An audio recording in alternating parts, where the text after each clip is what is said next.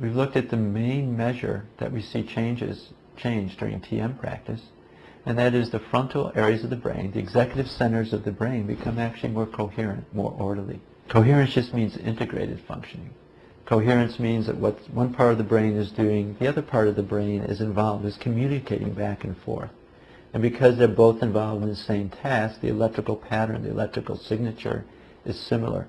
And this is what coherence is measuring. So when we talk about coherence, we're really talking about the brain not acting as a lot of independent modules functioning, but these modules begin to be functioning together. What we are finding is the whole brain is beginning to communicate during TM practice, called total brain functioning.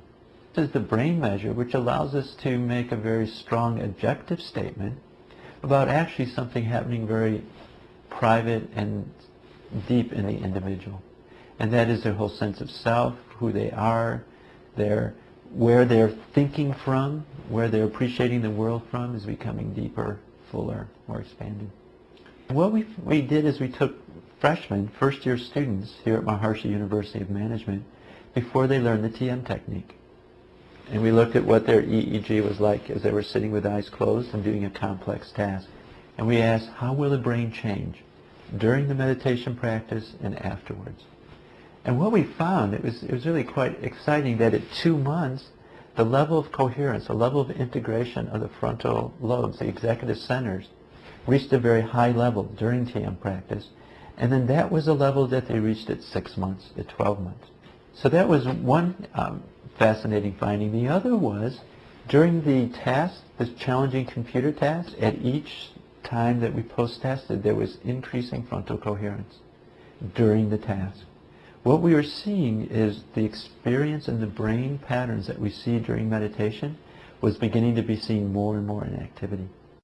Every time you experience something, it creates a cascade electrical activity that goes back and forth and left and right, and it leaves its imprint on the brain. It's almost like water coming up onto sand in the ocean side. The water comes up, it gives some experience, and the water goes, and it leaves some imprint there.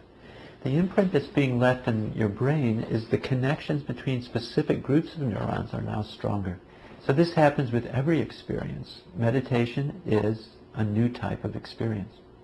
And different meditations give different types of experience. Transcendental meditation gives you a unique experience, and that is of restful alertness. Restful alertness. We know how to be restful, that's called sleep.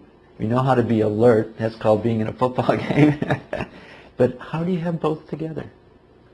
And this is what the experience of TM gives you. When you actually look at the neural imaging of the brain, the very